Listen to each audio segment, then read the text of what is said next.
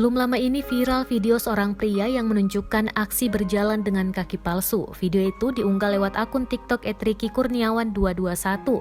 Kedua pria berkaos hitam dan celana pendek itu terlihat belajar menggunakan kaki palsu di sebelah kakinya. Setelah berlatih, ia pun bisa berjalan dengan normal tanpa bantuan tongkat ataupun kursi roda. Beberapa orang anggota keluarga juga tampak mengawasi setiap langkah pemuda tersebut.